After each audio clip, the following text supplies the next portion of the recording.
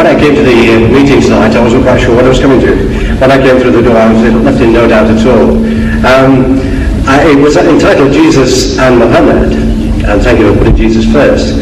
I'm sure you'll accept that you did not put the case for Christianity as a Christian would put it. I'm sure you would, and that I can understand in an audience of this kind of already persuaded towards the Muslim way of thinking. Indeed, I would say that I, as an individual, would respect the Quran. I'm afraid you did not respect my holy book, which is the Bible, in quite the same way. In fact, I'm a teacher, and in my classroom, I've got a television which is fixed to the wall. And on the top of the television, there's just room to put the Quran, because I respect, I've got Muslim children in my school, and I know you respect your book, and I put it in the highest place. So I do that. I put it in the highest place. Now, what I'm saying to you is this: you've not really given, in my opinion anyway, the Christian loving and forgiving, these are the two essential things, although you denigrate forgiveness for some reason, as highly as I would. But more than that, perhaps you answer this point.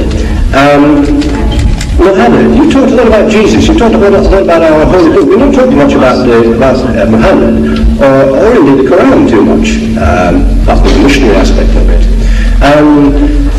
Could you tell me how you can believe, and indeed anybody in this room can believe, in one man who couldn't read, couldn't write, indeed could get his followers by bloodshed through war, how you can believe that man was a follower of God, let alone a prophet of God, and to accept all his teachings as you do so glibly, and yet reject Christianity and the holy book of Christianity so easily as well?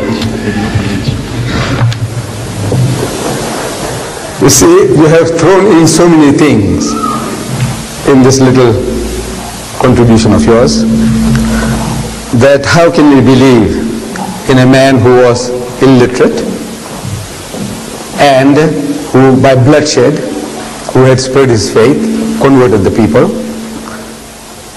Now with regards to the man being unlearned, this is a fulfillment of the prophecy in your book, a fulfillment. The book of Isaiah, chapter 29, verse 12. It says there, and the book is given to him that is not learned. The book, please. The book is given to him that is not learned, saying, read. And he says, I am not learned.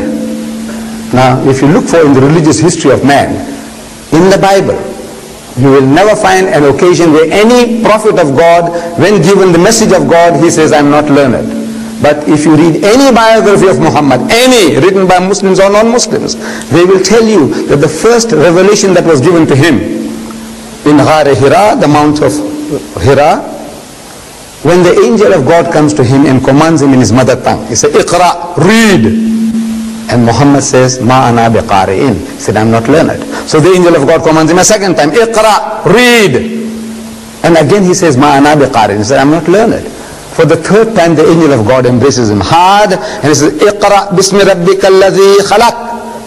Now he grasps the message that what he was required to do was to repeat. Because this Arabic word Iqra means to read, to recite, to rehearse, to repeat. And he repeats the words as they were given to him. Iqra bismi rabbika alladhi khalaq. Read in the name of thy Lord and Cherisher who created. Khalaq al-insana min alaq. So he who created man from a mere clot of congealed blood. Iqra wa rabbuka al-akram. So read and thy Lord is most bountiful. So he says Iqra wa rabbuka al-akram. So allazi allama bil kalam. So he who taught the use of the pen. So he says allazi allama bil kalam. So allama al-insana ma lam ya'lam. Taught man that which he knew not. The very fact that the man is unlearned is a proof that this book is a book of God.